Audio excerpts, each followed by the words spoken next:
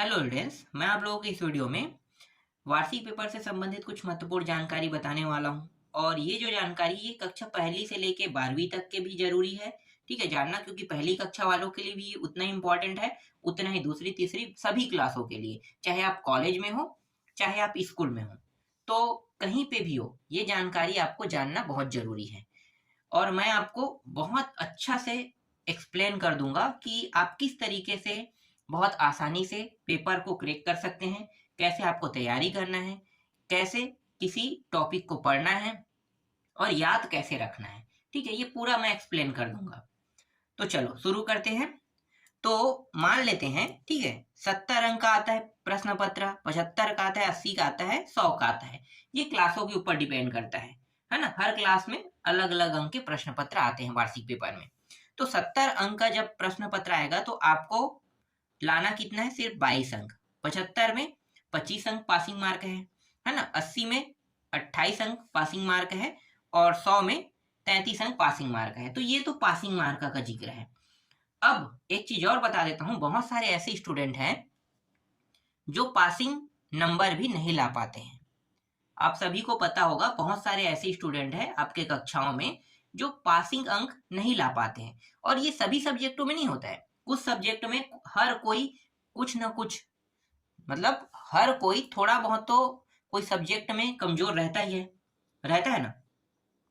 तो मैं ये बताना चाहूंगा कि उस सब्जेक्ट का डेवलप आप कैसे कर सकते हो। सिर्फ उसी सब्जेक्ट नहीं, बाकी सब्जेक्टों का भी आप डेवलप कर सकते हो।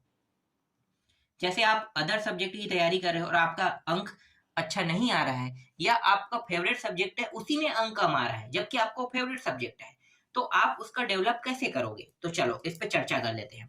सबसे पहले आपको क्या करना है, ये जो पासिंग अंक है ना, जैसे 22, 25, 28 और ये 33, ठीक है, इनका आपको सबसे पहले तैयारी करना है। आपको आपके बुक में वो अध्याय ढूंढना है जिससे कम प्रश्न आने वाले हैं, कम प्रश्न आने वाले हैं।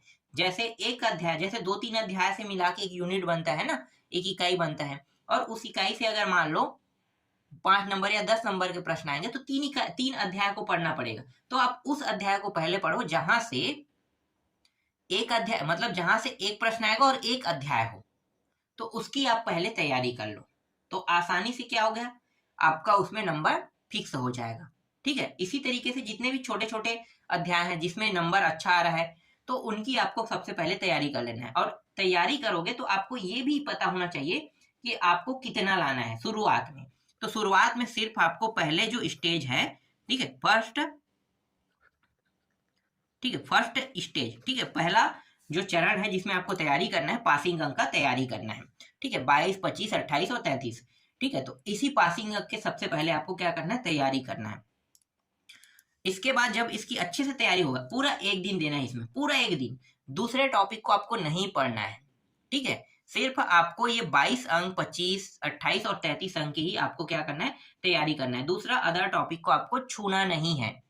जब आपका एकदम तैयार हो जाएगा तब आपको क्या करना है, इसको छोड़ देना है। उसके बाद अब आपको अंक को बढ़ाना है ना। ये मैं क्यों कर रहा हूँ, पहले ये लाने के लिए मैं इसलिए कह रहा हूँ क्योंकि जो घबराहट होता है ना और जो डर होता है वो खत्म हो जाता है जब आप पास होने के हिसाब से तैयारी कर लेते हैं ना। तो उसके बाद जब ज्यादा अंक के लिए तैयारी करोगे तो आपको ये पता रहेगा कि आपके पास रिजर्व नंबर है, मतलब हम उस सब्जेक्ट में पास हो चुके हैं, अब आगे बढ़ने वाले हैं। तो आपके मन में डर जो होगा वो कम हो जाएगा और आसानी से जो ज्यादा अंक के और भी प्रश्न है जिसमें आप ज्यादा लाना चाहते हैं वो आसानी से पा सकते हैं। तो दूसरा चरण में क्या करेंगे, इसको बढ़ा देते हैं। ठीक है, बढ़ा के कितना कर देते हैं, 45 चल देते हैं, 45 कर देते हैं। ठीक है, 45 अंक तक के करते हैं, जिसमें से 22 को तो आप लोगों ने पहले ही कन्फर्म तैयार कर लिया है। ठीक है, दूसरे चरण में 22 का आपने पहले ही कन्फर्म तैयारी कर लिया है और 22 के बाद अब बचा कितना है, 23 अंक।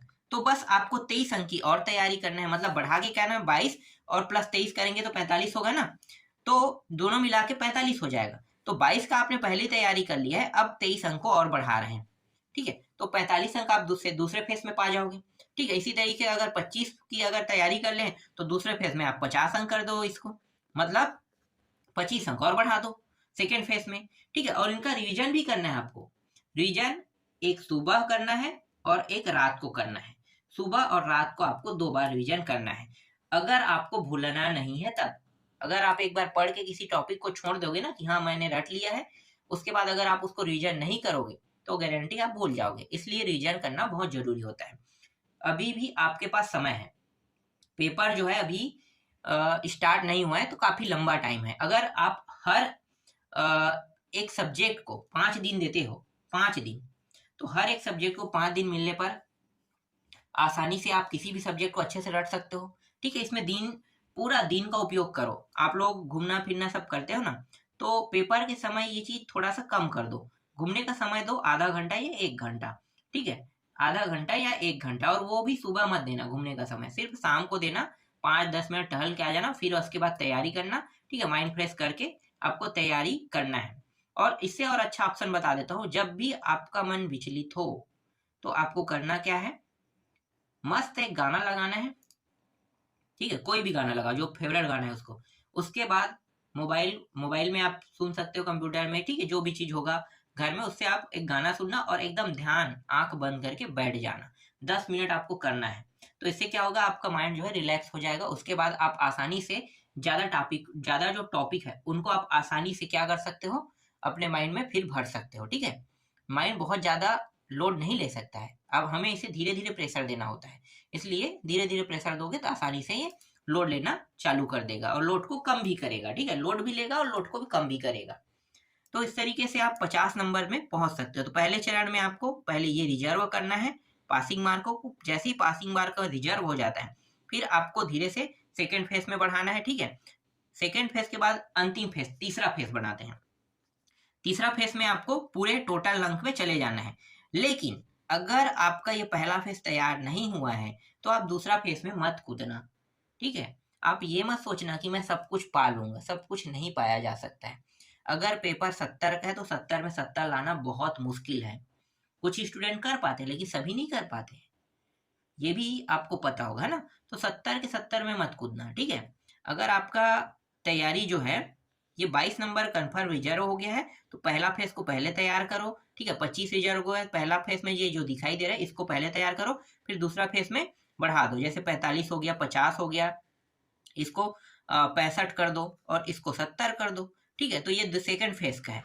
सेकंड फेज की तैयारी करो। सेकंड फेज जब हो जाएगा तब थर्ड फेज में पूरा आप ले सकते हो। तो आपके पास क्या रहेगा, पहला रिजर्व हो चुका है। जब सेकंड फेज में जाओगे सेकंड फेज को भी रिजर्व करोगे, तो सेकंड फेज और ये दोनों फेज रिजर्व हो गया है तो आपका अंक काफी अच्छा आ जाएगा।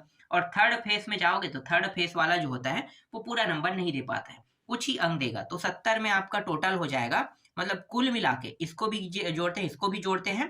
ठीक है, इन सबको, जैसे 45 हो गया और 45 में और आगे जाएंगे तो 70 में आप 60 तक के जा पाओगे। ठीक है, 60 अंक, तो ये 60 अंक आपका पूरा क्या हो जाएगा, रिजर्व होगा 3 फेज में अगर आप तैयारी करते हैं।